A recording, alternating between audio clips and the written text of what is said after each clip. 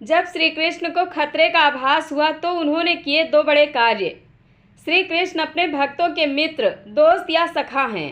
वे कभी भी किसी भक्त के भगवान नहीं बने। उन्होंने हमेशा मित्रता को ही महत्व दिया। चाहे सुदामा हो, अर्जुन हो गया, फिर कली काल में भक्त माधवदास और मीरा। श्री कृष्ण अपने भक्तों के सखा भी और गुरु भी हैं। वह प्रेमी और सखा बनकर गुरु ज्ञान देते हैं। श्री कृष्ण 14 विद्या और 16 आध्यात्मिक और 64 सांसारिक कलाओं में पारंगत थे। इसलिए प्रभु श्री कृष्ण जग के नाथ जगन्नाथ और जग के गुरु जगत गुरु कहलाते हैं। भगवान श्री कृष्ण का भगवान होना ही उनकी शक्ति का स्रोत है। वह विष्णु के 10 अवतारों में से एक 8वें अवतार थे, जबकि 24 अवतारों में उनका नंबर 22वां था। उन्हें अपने अगले पिछले सभी जन्मों की याद थी। सभी अवतारों में उन्हें पूर्ण अवतार माना जाता है। महाभारत में ऐसे कई मौके आए जबकि श्री कृष्ण की जान जा सकती थी, लेकिन उन्होंने बहुत ही चतुराई और शक्ति से खुद को बचाए रखा। एक बार वह काल यवन के चंगुल से बच निकले थे।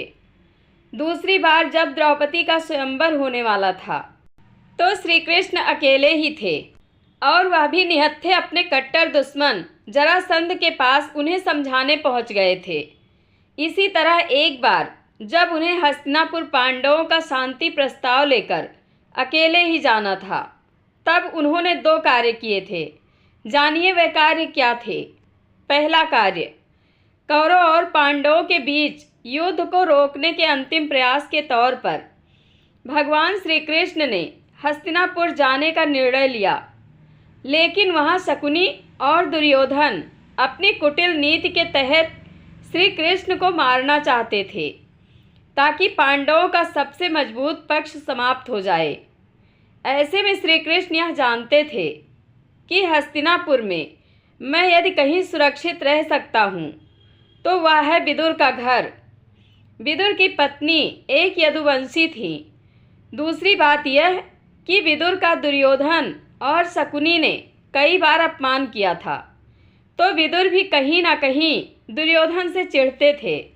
दुर्योधन ने जब विदुर का अपमान किया था तो उन्होंने भरी सभा में ही यह निर्णय ले लिया था कि यदि वो उस पर विश्वास ही नहीं करता तो वह भी युद्ध नहीं लड़ना चाहते।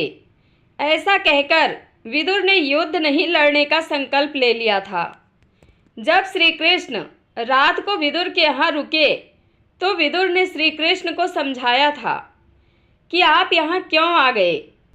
वह दुष्ट दुर्योधन किसी की नहीं सुन रहा है, वह आपका भी अपमान जरूर करेगा। श्री कृष्ण जानते थे कि दुर्योधन भरी सभा में मेरा भी अपमान कर सकता है और उसके बाद परिस्थितियां बदल जाएंगी। ऐसे में हस्तिनापुर में उन्होंने विदुर के यहाँ रुकने का फैसला किया, क्योंकि विदुर के पास एक ऐसा हथियार था जो अर्जुन के गांडीव से भी कई गुना शक्तिशाली था।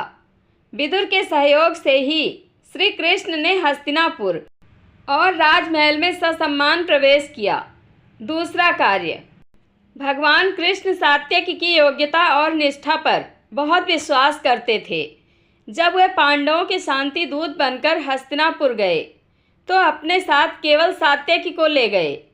कौरवों के सभा कक्ष में प्रवेश करने से पहले उन्होंने सात्यकी से कहा कि वैसे तो मैं अपनी रक्षा करने में पूर्ण समर्थ हूँ, लेकिन यदि कोई बात हो जाए और मैं मारा जाऊँ या बंदी भी बना लिया जाऊँ तो फिर हमारी सेना दुर्योधन की सहायता के वचन से मुक्त हो जाएगी और ऐसी स्थिति में तुम उनके नारायणी सेना के सेनापति रहोगे और उसका कोई भी उपयोग करने के लिए स्वतंत्र रहोगे।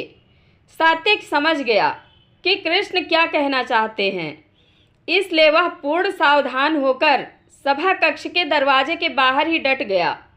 सात्यकी पर विश्वास के कारण ही दुर्योधन के व्यवहार को देखकर सभा कक्ष में कृष्ण ने कौरवों को धमकाया था कि दूत के रूप में आए हुए मेरे साथ यहाँ कोई अनिष्ट करने से पहले आपको यह सोच लेना चाहिए कि जब हमारी यादव सेना के पास यह समाचार पहुँचेगा तो वह हस्तिनापुर की सड़कों पर क्या गजब ढाएगी।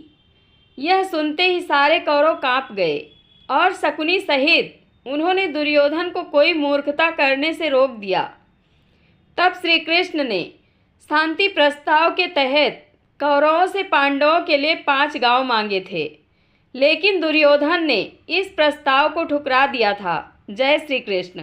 आप लोगों को कथा कैसी लगती है कमेंट बॉक्स में अपनी राय अवश्य दें। धन्यवाद।